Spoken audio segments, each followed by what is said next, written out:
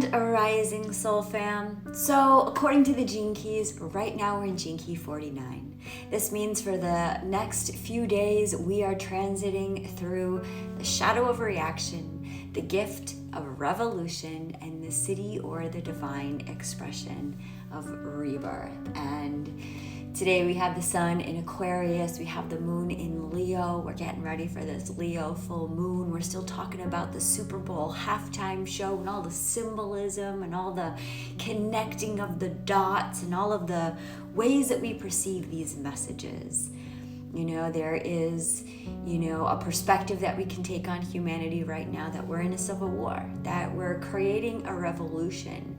And so I wanted to share a little story from the Wisdom Keepers deck by Dr. Rosy Aronson, The 64 Faces of Awakening. Life is a spectrum of consciousness, and we get to create these timelines in the way that's exactly right for us. So we create the story. We hear these stories, tell a vision, programming. It's gonna create a really big story and create a lot of opportunity for interpretation. So today I decided, let's turn our attention to something different, which is the Wisdom Keepers deck. So here we go. It starts off with a Richard Rudd quote that says, as long as you can see your own people as good and others as evil, you remain a prisoner of the 49th shadow. Programming partner to this one is Gene Key 4, which is the divine expression of forgiveness, shadow of intolerance, gift of understanding. We may feel how these are linked together. My wisdom story.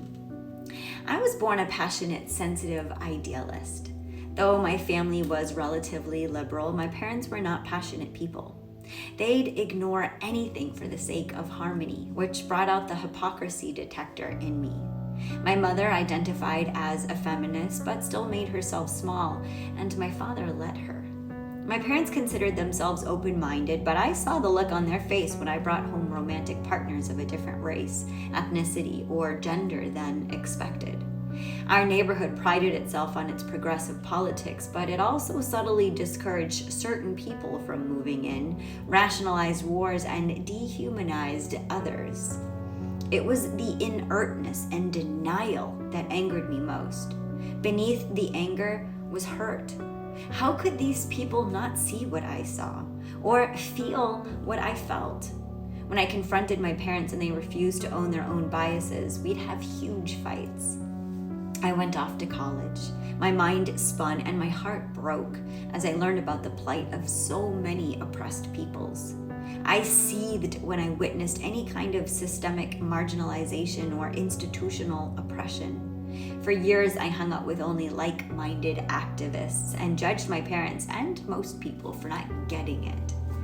The more staunchly I fought for peace, the more my personal life was rife with conflict. If I detected a drop of racist blood in my romantic partners, I'd drop them.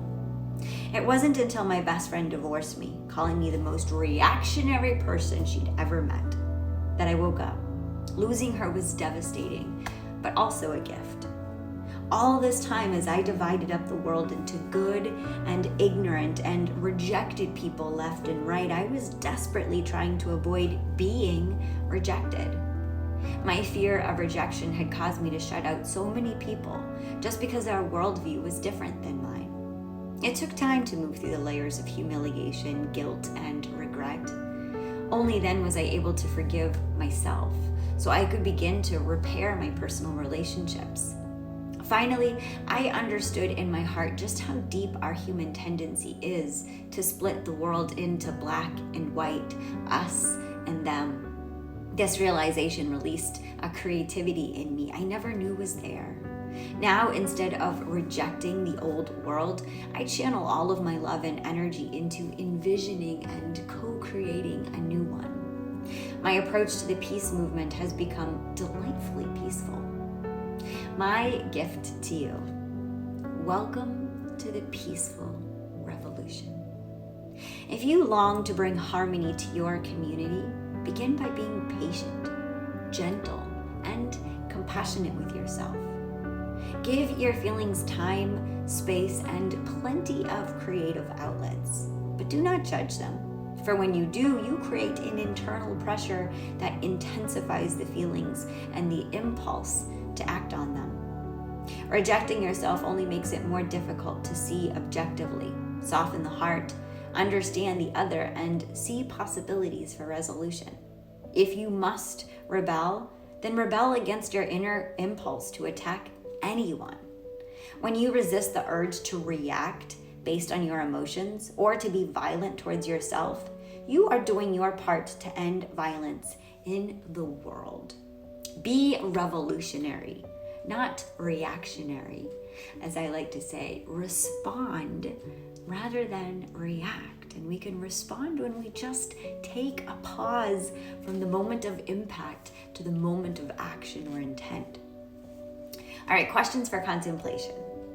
Do you prioritize harmony over aliveness, depth, and honesty? Do you often push people away before they come too close?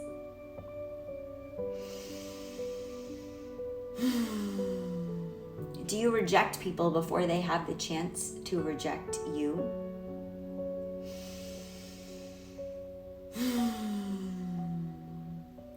The next time you feel emotionally triggered and are tempted to react, lash out, or reject someone, ask yourself, am I feeling rejected? Am I afraid of being rejected?